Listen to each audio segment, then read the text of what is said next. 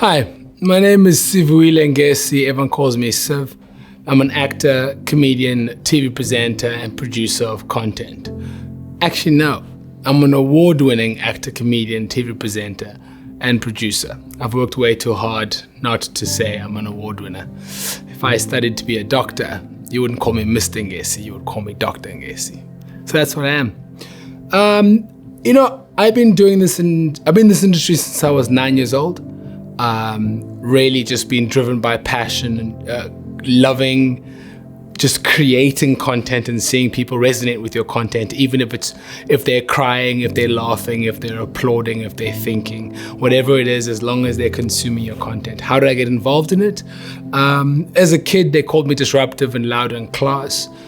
They wanted to put me on Ritalin. My mother was a principal. She's like, not a chance. We'll try and get that energy into the right space. What got me into speech and drama, sport, and never look back. Walking home from swimming practice at 9 years old, my friend who had a huge crush on Shirley Major and her mother, Kathy Major, were walking down, intersected her at the canal in Pinelands, and she was like, oh my goodness, we're looking for a black kid who can swim. One lied and said he could swim and he couldn't. We're doing a commercial tomorrow for country Kool-Aid. It's for America. And the next day I was doing a commercial and it's just the epitome of this industry. You need to be prepared, because if I couldn't swim, I would have never been ready. 1, preparation. 2, luck. I could have been there a few minutes later and I would have never intersected Shirley and Shirley's mother. Luck is definitely needed. And then you need to show up. If you don't show up, then why did you even bother preparing and being lucky? So many of you are sitting here and watching this, and a lot of the times there's excuses about why you're not successful. A lot of the times you're the excuse, you're the problem, and many people won't tell you that you're the problem. So surround yourself with the right people. I just want to say the last year and a half has been very difficult for entertainers and people in the industry, and it's quite a fascinating one, because it's okay not to be okay, but it's not okay not to want to be okay. I'll repeat that. It's okay not to be okay, but it's not okay not to want to be okay. Surround yourself with people who will go, yes, it's been shit. Yes, it's been bad, but get up and keep on fighting. So I've always treated, I don't advise everyone to treat it like this, but I've always treated the entertainment industry like I've treated sport. I'm quite competitive. So I always want to get better and get better continuously. And I box a lot. And the hardest training and the hardest work put in is when I'm in the ring sparring. Not the real fight, sparring. I spar professionals. I spar Don Madge, who is in the UFC. You know what I mean? He kills me. He destroys me. Tian, who's a heavyweight champion of the country, he kills me. They kill me. But when I get into the fight, the real fight, it's easy. So when you're creating, when you're playing, that's where the sparring is. Surround yourself with people who really challenge you. Go out there, educate yourself. There's no reason why you can't be learning. There's too many avenues. There's social media, there's online. If you aren't a better version of yourself every single day, then you're wasting time. There's content, there's Google, there's YouTube, there's Masterclasses, there's this class. So I challenge you to go out and seek information as much as possible, consume it. And you're the only excuse not to be where you need to be. And that's pretty much what I do. And comedy, I love live audiences, been performing comedy for over 10 years. That's a drug, man. That's a drug. Now that's the sound of audiences. I haven't had my drug in over a year and a half. It's been ridiculous. So no audiences has been quite difficult. But my biggest love is acting for film. There's something about playing someone else that is just superior to any kind of art form for me. Just being someone else and having lines and putting them onto camera and being able to be someone else, just like the live theater space. I present a lot. I do travel shows around the world, about 27 countries around the world each season, which is one of the greatest things I've ever done in my life. Presenting is quite like a An interesting one. The easiest way for you to be a great presenter is being authentic. And if you're not an authentic person, being authentic on camera is actually one of the most difficult things you can ever do. Because people talk about authenticity. Everyone talks about real. And, oh, it's so real. But actually, being real on camera is the hardest thing to do. But everyone thinks it's just the easiest. Like, I promise you, when you see me off of camera, I'm exactly the same person that you can see on camera. I might be a little bit calmer, and my movements might be a little bit slower and a little bit more contained, but that's because I'm trapped in this little box. If I was here, you know what I mean? It's just a bit of a mess. And yeah, surround yourselves with the right people. I can tell you right now, there are millions of people who are more talented than me, who are better looking than me, who have better skills than me, who have studied because I have a grade 12. But I will outwork them every single time. They will not outwork me. You will not outwork me. I can't be outworked. You know what I mean? And I'll be able to sell my less good-looking self, my less talents, and my less education and tertiary education better than you could ever.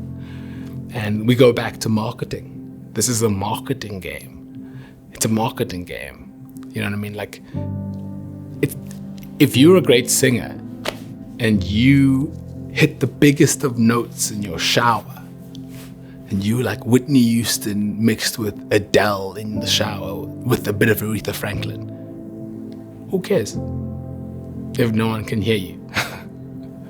So there's a lot of people out there, they watch me, their comments are, oh, I can't do that. I'm like, well, come and do it when the whole entire set has been working for 12 hours and 11 hours and 55 minutes, and you're the last scene of the day. And you are standing between over 150, 200 people having to get overtime. And you just have to finish that before you get to overtime. Can you work under those pressures? That's the big question. So that's why I treat this whole thing like a sport. It is a sport for me. It's about achieving goals. It's about learning. It's about being skilled and then showing people what you got. I think my highlight of the process of getting into this thing is not booking the job. It's going for the job. And that's when I know I'm in the right place. Receiving that script, printing it out, and then having to show that casting director or that director or producer that I'm the guy. That process is, because I think another misconception, there's no actor in the world who creates incredible moments for a full film. They create moments, and then they combine it, and it's a few moments. So if you're auditioning for someone, it's not about creating an entire audition moment. It's about showing them little aspects of moment. And for me, if I asked you now who your favorite actor was, you would name someone and you think you like them because they're good looking, whatever. But actually, it's the person who's able to take a character and put it on screen and make it look as realistic as possible and as real and as authentic as possible. A moment of him doing something that's, like, if they break away from an accent, reality gone. And that's what it's all about, man. It's creating and building characters and building storylines and building jokes and building shots and building online content and producing TV shows and I like the part of producing. When I'm on TV, it's none of my business. Absolutely none of my business. That's none of my business, but that's the consumer's thing. I've done my bit. I will watch it after a while to critique myself, like I will watch it when I'm playing sport. If I play rugby, I'll go watch the match over and go, okay, cool, I could have been there, I could have tackled better, I could have stolen that ball. Or boxing, I could have used the jab more, I could have used the straight more, just to study. But to be able to suck my own toe and like tell myself how amazing I am, no. Let me tell you another thing. Don't tell yourself you're amazing only when you're succeeding. I tell myself I'm amazing every single day, even at my worst. If you have studied and you're trying to get in to the industry, the most important advice I could ever give you is you don't deserve to succeed. Your education does not mean you're destined for success. There are many people out there who are talented, who have studied and are struggling and starving. You don't deserve to succeed. But what you do deserve is to give yourself a chance. You owe it to yourself to give yourself a fighting chance. Just go out there, market, work. Acting is like, it's a muscle. It's like I go to gym. I know I have to build that chest. I know because I don't have a good chest. I need to build my chest. I know I have legs, so I need to refine my legs. I know I don't have arms, so I have to build my arms and then refine it. If you know you struggle with emotion, work on it. Create content, do scenes at home, meet up with friends. Yeah, man, this is the most incredible industry in the world. And a lot of the times,